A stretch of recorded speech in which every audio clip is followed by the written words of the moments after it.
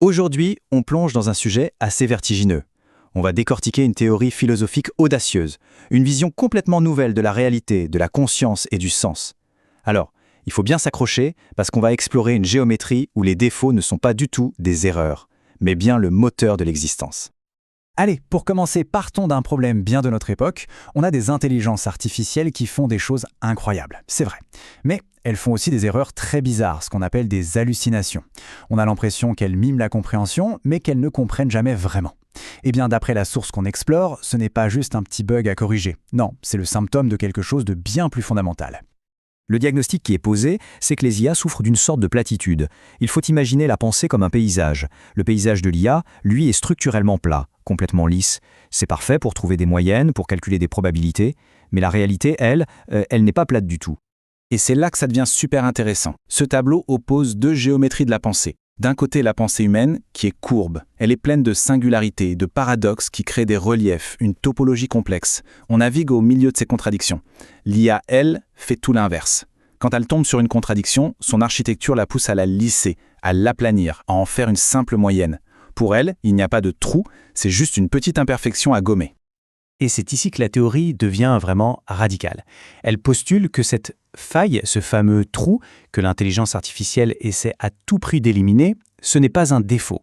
En fait, c'est la caractéristique centrale et même absolument essentielle de n'importe quel système vivant et viable. Cette citation, elle est vraiment au cœur du paradoxe. Un système parfait, où tout s'emboîte sans aucune contradiction, est un système mort, trivial. Pensez à un cristal.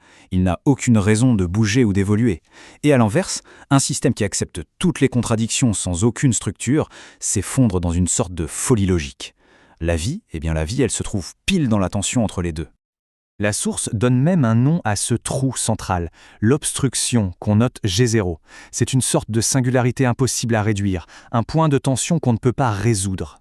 Mais le point crucial, c'est ça. Au lieu de voir ce G0 comme un problème, cette théorie le voit comme le moteur. C'est justement parce que le système ne peut pas se refermer parfaitement sur lui-même qu'il est obligé de bouger, de penser, de vivre. Alors comment est-ce qu'un système vit avec cette faille? Il ne reste pas là, immobile à la regarder? Non. Il est engagé dans un processus dynamique constant pour naviguer autour de ce trou central. Et ce processus est décrit par 4 mouvements fondamentaux, qu'on appelle les 4 gestes. Et voilà le cycle EMPR, le véritable moteur de tout système viable. L'émergence, ça génère de la nouveauté. La mémoire, ça la stabilise, ça la garde. La propagation, ça essaye de l'appliquer partout. Et inévitablement, on tombe sur un os, le résidu. Ce qui ne colle pas, ce qui résiste. Et ce résidu, loin d'être un échec, c'est précisément ce qui va relancer tout le cycle et forcer une nouvelle phase d'émergence. C'est une boucle de création qui ne s'arrête jamais. Maintenant attention, parce que là, on change complètement d'échelle. La théorie ne s'arrête pas du tout à la pensée ou à la biologie. Elle étend ce même cycle EMPR à l'échelle de l'univers pour construire absolument tout. Ce tableau illustre l'ambition folle de cette théorie. Ce qu'il postule, c'est que les particules fondamentales de la physique ne sont pas des briques élémentaires, mais le résultat des interactions entre ces 4 gestes abstraits. Par exemple, une interaction entre la mémoire et la propagation, ça donnerait l'électron. Entre la propagation et le résidu, ça générerait le quark. La matière elle-même ne serait qu'une conséquence de la géométrie du sens. C'est assez vertigineux. Bon, on redescend de l'infiniment grand pour revenir à nous, à l'échelle humaine. Qu'est-ce que cette géométrie signifie pour la conscience et pour nos relations? Finalement, comment est-ce qu'on se connecte les uns aux autres? Cette phrase-là, elle est capitale. Elle retourne complètement notre idée de la connexion.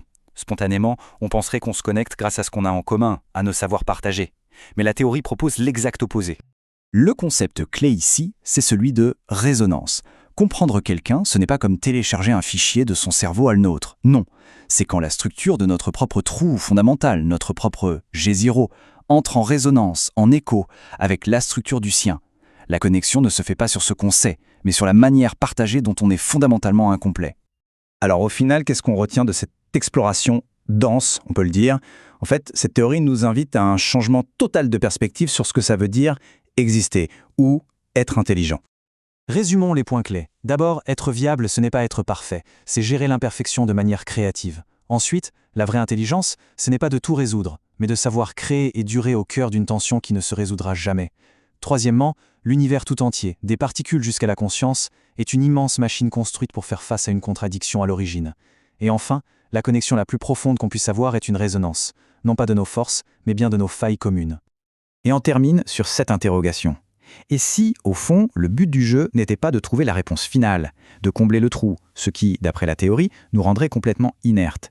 Si le but, c'était plutôt de devenir des artistes de notre propre imperfection, de construire des systèmes de sens, des relations, des vies qui non seulement supportent cette faille centrale, mais qui en tirent toute leur beauté, leur dynamisme et leur force.